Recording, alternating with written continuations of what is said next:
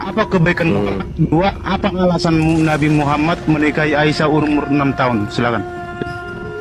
Iya, baik.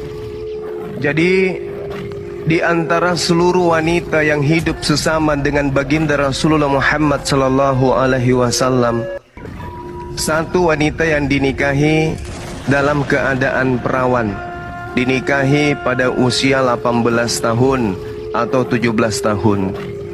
Lalu kemudian terdengar isu dari Kristen beliau menikahi Siti Aisyah 6 tahun. Itu informasi yang diriwayatkan oleh Hisham, ya. Lalu kemudian ketika kita ingin membuktikan secara fakta, perang Badar dan perang Uhud syaratnya untuk ikut harus di atas 15 tahun. Minimal 15 tahun baru bisa ikut perang Uhud. Perang Uhud, Siti Aisyah belum menjadi istri baginda Rasulullah Muhammad sallallahu alaihi wasallam. Dan pada saat itu Siti Aisyah ikut di dalam perang Uhud dan perang Badar. Artinya hoaks yang mengatakan Siti Aisyah dinikahi usia 6 tahun. Usia 15 tahun Siti Aisyah belum dijadikan sebagai istri. Itu yang pertama. Kedua, satu-satunya wanita, satu-satunya manusia, wanita sesama Rasulullah, istrinya yang menghafalkan lebih dari 2000 hadits adalah beliau, Siti Aisyah. Jadi fungsi daripada dinikahinya Siti Aisyah oleh baginda Rasulullah Muhammad SAW adalah untuk mengajarkan semua aspek yang menjadi literasi terkait pemahaman Al-Quran yang dianut oleh Rasulullah kepada umat manusia. Buktinya, hari ini ketika kita bercerita tentang hal-hal yang berkaitan dengan haid, berkaitan dengan wanita, berkaitan dengan junub, berkaitan dengan nifas, haditsnya itu disampaikan oleh istri beliau, baginda Rasulullah Muhammad sallallahu alaihi wasallam. Istri yang menerangkan tentang nifas, istri yang menerangkan kemudian tentang haid dan seterusnya. Rasulullah yang menjelaskan kepada beliau, beliau kemudian meriwayatkan. Kalau Rasulullah bercerita tentang wanita, alat reproduksi wanita, orang ragu. Dari mana beliau tahu? Dia tidak pernah menjadi wanita, dia tidak pernah kemudian melihat wanita haid dan seterusnya. Rupa-rupanya hikmah daripada dinikahinya Siti Aisyah, sang istrilah yang akan kemudian menyampaikan risalah kenabian berkaitan dengan wanita. Itu dulu yang perlu Anda pahami. Berarti Anda ingin mengatakan bahwa HR Bukhari itu palsu, ya? Hoax. Bukan palsu. Itu bukan palsu. Itu diriwayatkan oleh beliau. Tetapi periwayatannya itu, pada saat dia melakukan penelitian informasi itu, satu di antara narasumber itu sudah pikun, sudah tidak bisa dijadikan acuan pembenaran informasi. Kenapa? Karena sudah lupa ingatan, sudah lemah ingatan. Dan dia meriwayatkan itu pada saat dia di Irak, bukan pada saat dia di Madinah. Jadi pemberitaannya itu tetap aja diberitakan, tapi dikasih keterangan. Di sini ada Urwah yang menjelaskan, Urwah keterangan hadisnya seperti apa, kemudian informasinya. Selesai. Nah, sedangkan dibandingkan dengan histori sejarah, ternyata informasi-informasi yang disebutkan oleh isnad tadi itu lemah. Kenapa?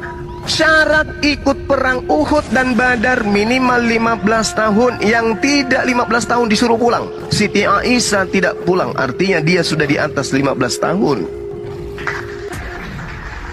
Oke, saya ingin tahu siapa penafsir yang mengatakan bahwa HR Bukhari 5134 itu doib.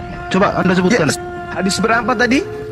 5134. Kasihan ini titipan pertanyaan. Ya, kamu bukan dikerjain titipan, semua. saya cari sendiri. Oke, kalau Anda cari sendiri, berarti Anda paham dalilnya. Siapa aja sanadnya di situ? Enggak, saya kan enggak, itu kan Anda. Apa yang Anda ceritakan ini? Hadis Bukhari 5134. Iya. Mana ada bercerita tentang itu? Itu bukan bercerita tentang itu. Loh, Anda gimana sih? Gimana? Itu berbicara mengenai sembelihan binatang kurban, berbicara mengenai Idul Adha. Gimana ini? Gimana? Sami'tu Nabi sallallahu alaihi wasallam yakhutubu faqala inna awwala ma nabda'a bi. Itu bukan bercerita tentang Siti Aisyah. Telah menceritakan kepada kami Hajjaj bin Minhal, telah menceritakan kepada kami Subha. Dia berkata, dia telah mengabarkan kepadaku Subaid. Dia berkata, saya mendengar As-Sabi dari Al-Barrah radhiyallahu an. Dia berkata, saya mendengar Nabi Muhammad sallallahu alaihi wasallam berkhutbah. Sabdanya, sesungguhnya yang pertama kali kita lakukan pada hari ini adalah melaksanakan sholat Idul Adha. Mana tentang Aisyah ini? HR Bukhari 513 bukan hadis Bukhari. HR Bukhari. Lah, HR Bukhari itu artinya hadis riwayat. Hadis riwayat. Aduh, parah ya. Islam itu kalau dikaji, Bang, memiliki minimal 15 disiplin ilmu yang harus dikuasai untuk memahami satu konsep atau satu kaidah di Islam. Sementara Anda definisi roh aja kalang kabut. Gimana mau membahas tentang Islam? Perdalam aja dulu tentang Bible. 1 Korintus 11 nomor 1. Betulkah di situ Paulus mengaku memitesmo katus kago Kristus? Jadilah teladanku sebagaimana saya juga adalah Kristus. Jadi Paulus mengaku teladani aku karena aku juga ini adalah Mesias. 1 Korintus 11 nomor 1. Cuman terjemahannya kemudian diplesetkan. Untuk apa? Untuk mendapatkan jemaat banyak. Gitu loh. Oke? Karena memang amanat dari Paulus itu sendiri. Filipi 1 nomor 18. Ya, tapi pertanyaan saya yang kedua belum dijawab. Silakan jawab. Apa itu? Kedua. Apa kebagian Muhammad? Oh, bagus. Ini pertanyaan yang sangat cantik. Kebaikan Rasulullah Muhammad sallallahu alaihi wasallam menjelaskan kepada manusia agar supaya manusia itu tidak menyembah kepada sesamanya manusia. Kenapa demikian? Beliau datang memberi peringatan. Apa yang dikatakan oleh Rasulullah Muhammad sallallahu alaihi wasallam? Wa ikhwanuhum yamuddunahum fil ghayyi thumma la yuqsirun. Dan teman-teman mereka, yaitu orang-orang kafir dan fasik, membantu setan-setan dan menyesatkan, dan mereka tidak henti-hentinya menyesatkan. Coba Anda lihat. Sebelum baginda Rasulullah Muhammad sallallahu alaihi wasallam itu datang, Arab serambi Arab ini, serambi Mekah, Madinah, dan semua tanah Arab itu adalah penyembah berhala.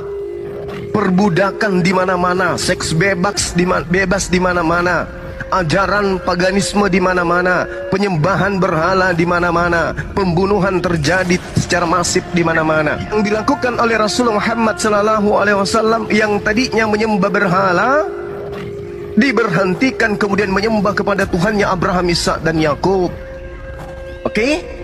Yang tadinya kemudian tidak memiliki aturan kehidupan, memiliki aturan kehidupan. Contoh berkat beliau Rasulullah Muhammad sallallahu alaihi wasallam, Indonesia punya konsep ketuhanan.